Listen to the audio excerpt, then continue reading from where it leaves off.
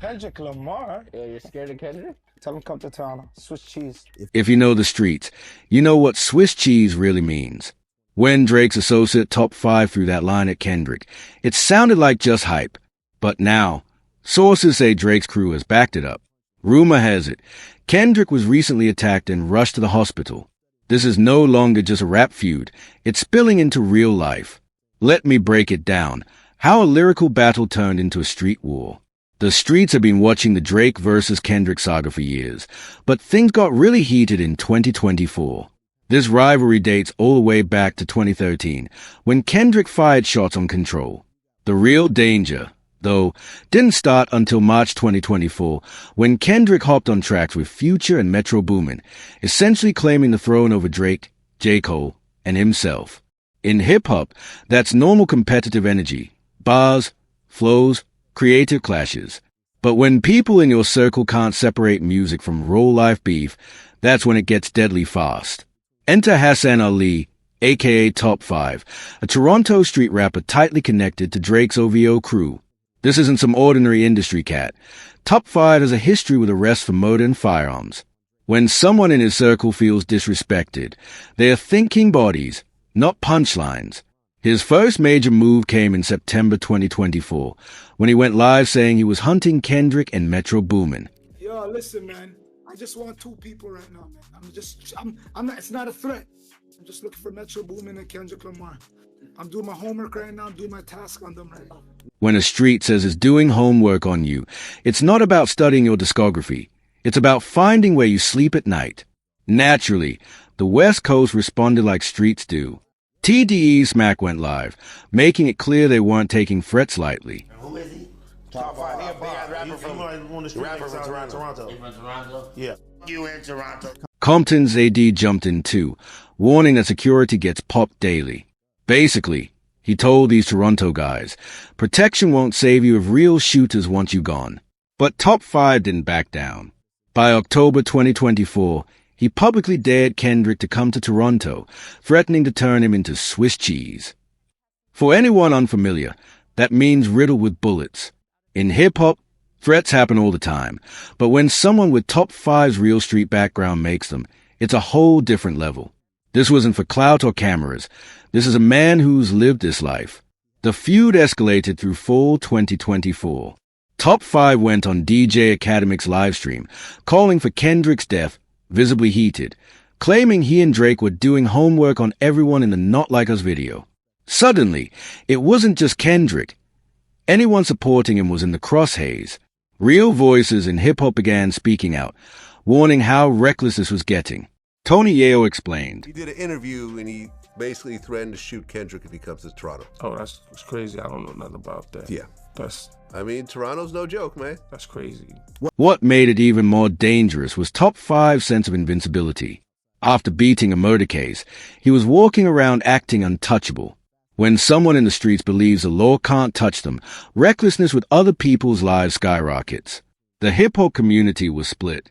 Some treated it like entertainment, but the real ones recognized danger. Whack 100 called out Top 5's tough guy act, say he was all bark and no bite, a 140-pound rapper acting like a gangster online. Man, Kendrick's not dude showing ain't up for no nobody, bro. Dude is nobody. Come on, we watched this same dude get mushed in the face and kicked in the ass. Oh, I was only 19. I don't know where y'all come from, bro. We off the porch at 12, right? We ain't going for that. What you mean you was only 19 when you got mushed in the face and kicked in the ass? But dismissing someone like that can be a mistake. Sometimes the small, loud ones are the most dangerous, especially when they got nothing to lose and everything to prove. By January 2025, law enforcement had to step in.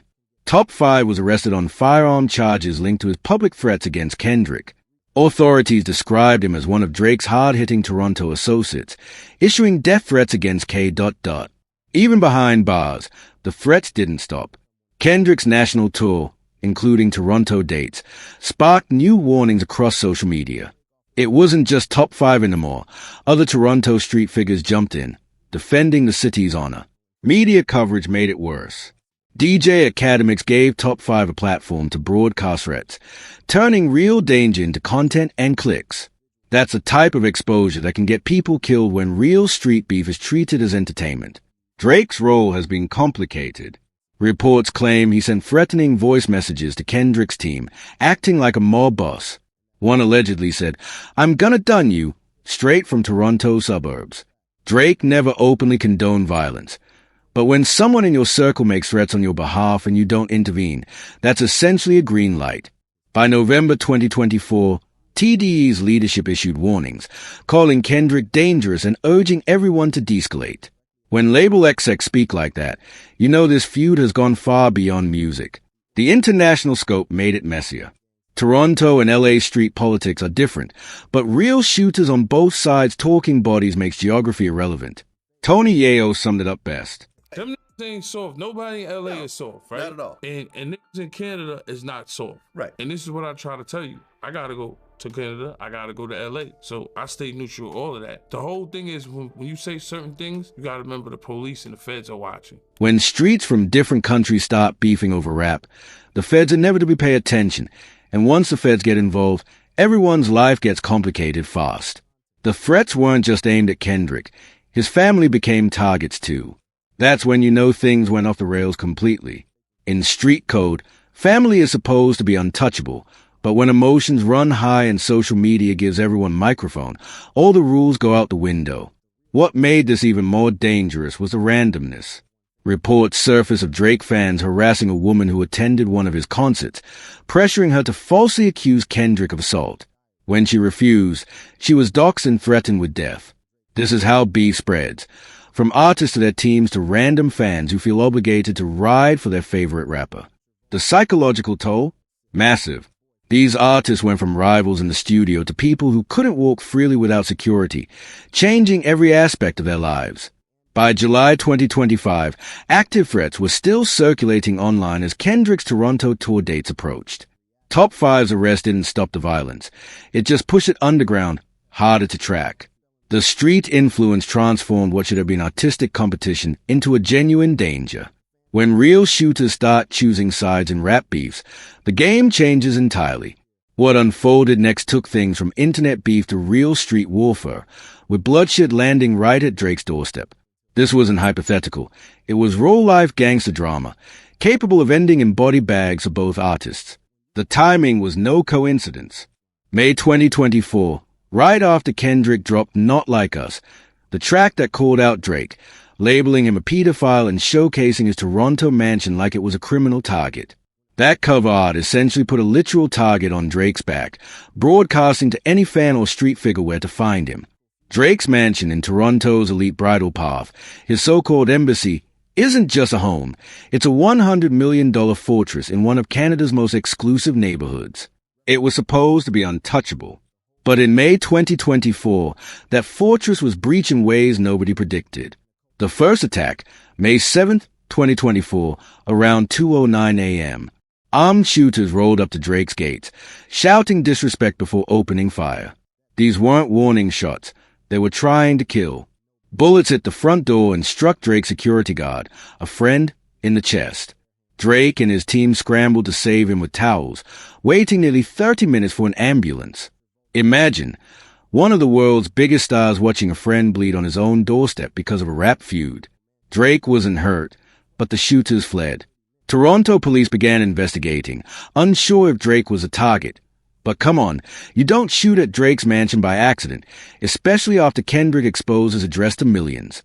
The very next day, May 8th, another incident. Someone dug under Drake's security fence by hand, crawling onto the property. When caught, they hurled racist slurs and direct threats at Drake. Police intervened under Canada's Mental Health Act, but the damage was done. This wasn't just a random lunatic. They were radicalized by the beef. May 9 completed a terrifying trilogy. Another individual tried to access a property, clashing with security, and ended up hospitalized after fight. 3 days, 3 attacks, all following Kendrick's most disrespectful diss in rap history. Police increased patrols, cordoned off the mansion like a crime scene, and the hip-hop community erupted. Some linked the violence directly to Kendrick's track. Others claimed coincidence, or even stage drama. But real bullets and blood don't lie. The beef wasn't contained to Toronto. By June 30th, 2024, Rick Ross, who had thrown his weight behind Kendrick, performed at Vancouver's Ignite Music Festival. After his set, Ross DJ played Not Like Us as he walked off stage, essentially playing Kendrick's diss to Drake in front of his fans. That sparked a VIP confrontation. Drake supporters confronted Ross' team, throwing punches and bottles, shouting lyrics back at Ross while chaos erupted. No arrests, but the message was clear. If you ride with Kendrick against Drake, Canada wasn't welcoming you. Drake's response? Subtle but telling. No direct comments. But he liked posts about the fight and shared Happy Canada Day content, a low-key jab at Ross. Other rappers jumped in, with 50 Cent trolling Ross during his Canadian tour. Social media turned real violence into entertainment, but the stakes were deadly. Even Drake's businesses felt it. OVO stores were vandalized with Not Like Us graffiti, targeted harassment spreading fear beyond music. The psychological impact on both artists? Immense. Drake had to live knowing rap beef had escalated to shooters at his front door. Artistic competition had turned into life-and-death reality. Veterans in hip-hop, recalling the 90s East Coast-West Coast wars, warned history might repeat, only deadlier. Tony Yayo summed it up perfectly in his interview. Listen, this is what you could say. With this is one of the biggest things you ever seen in hip-hop, is you've seen two of the biggest artists in the world go at it. And, I think the world enjoyed it. As for it going to another level, hopefully it can never go to that. What made everything worse was how some media personalities treated the violence like entertainment. Streamers and podcasters amplified threats, celebrated chaos, and turned real street beef into content for views and subscriptions. The business impact was massive. Both artists had to completely rethink how they moved through the world. Concert venues boosted security. Tour routes were altered to avoid hotspots, and both teams had to expand their legal and security operations drastically. By late 2024 into 2025, it became clear the Drake Mansion incidents and the Rick Ross confrontation weren't isolated. They were part of a larger escalation with far-reaching consequences for the artists and the entire hip-hop industry. Street justice and legal warfare collided. Drake took the battle from the streets to the courtroom, creating a precedent that could change how rap beefs are handled forever. The first major move came in November 2024. Drake sued his own record label, Universal Music Group, in federal court in New York. He accused them of promoting content that endangered his life and threatened his career. In the streets, snitching on your own people is taboo. But Drake was taking the corporate route, exposing his own label to federal scrutiny. Drake claimed UMG executives, including Lucian Grange, knew Kendrick's Not Like Us contained false accusations about pedophilia and trafficking, but promoted it anyway because it was profitable. This wasn't just about bruised egos. Drake argued that his label essentially put a target on his back by pushing content that led real shooters to his door. That street-level betrayal, only now in the corporate world. His legal strategy was precise. He avoided suing Kendrick directly, but mentioned him over 400 times in court filings, demanding access to all of Kendrick's contracts and business dealings, a chess-like maneuver attacking promotion and distribution channels without opening himself up to direct retaliation. UMG responded aggressively, filing motions to dismiss, calling Drake's lawsuit misguided, and painting him as a sore loser upset over losing a rap battle. But Drake pressed on. When Kendrick performed Not Like Us at the February 2025 Super Bowl halftime show, Drake amended his lawsuit to include a performance, claiming UMG used the biggest stage in entertainment to further defame him before 100 million viewers. Court documents revealed disturbing insights into the music industry. Drake alleged that UMG used bots to inflate streams, bribed radio stations, and manipulated Spotify playlists to make Not Like Us appear more popular than it really was.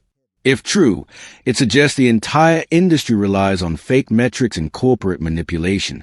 The hip-hop community was divided. Cheryl James from Salt and Paper criticized Drake for calling the cops on a rap beef, claiming he violated hip-hop's unwritten rules by taking lawyers to the fight. Discovery was intense. Both Drake and Kendrick were placed on the witness list, potentially testifying under oath about their roles in the feud.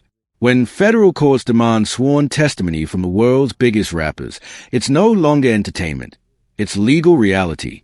Meanwhile, the street situation continued. The Super Bowl halftime performance became a flashpoint. Kendrick performed under heavy security due to Drake's ongoing lawsuit and threats from Toronto street figures. The NFL allegedly pressured him to avoid the controversial parts of the song, but Kendrick performed anyway, carefully adjusting lyrics. That performance became evidence in Drake's expanded lawsuit, showing UMG actively promoting content that endangered Drake on the biggest stage possible, a form of corporate warfare. Street threats didn't stop just because lawyers got involved. Reports continued in 2025 of Toronto-based individuals posting threats online as Kendrick's tour approached. Top 5's arrest had merely driven the violence underground. The economic implications were just as profound. Streaming numbers, tour revenue, and brand partnerships became weapons in the ongoing war. Drake even considered going independent from UMG by July 2025, potentially severing ties with a label that made him a superstar, a historic power move in the music industry. The 2025 Grammys became another battlefield. Kendrick's Not Like Us swept awards, which Drake's team cited as evidence that the industry was actively promoting material that defamed him. Cultural debates erupted over accountability and the responsibility of platforms amplifying potentially dangerous content. Hip-hop critics and feminists examined how the feud weaponized serious allegations, turning real trauma into entertainment. Tech platforms began implementing reactive policies to curb content that could incite violence. But with decentralized online harassment and street-level threats, these measures were largely ineffective. The legal and corporate battles set precedents. When artists sue their own labels over diss tracks, it changes the game. Labels began re-evaluating policies for content that could provoke real-world violence. The feud demonstrated how artistic expression, corporate interests, and street politics have become inseparable in modern hip-hop. Both Drake and Kendrick had to live as if in witness protection, bulletproof vehicles, security sweeps, background checks on everyone around them. This was a new reality for artists whose beef had escalated from bars to bullets. The ultimate resolution, through settlement, industry intervention, or continued escalation, will shape not only the careers of two of hip-hop's biggest stars, but the very rules of competitive rap in the digital age. One thing is clear, the game has changed forever. The old rules of hip-hop beef no longer apply when real bullets fly and federal judges start determining what rappers can and can't say.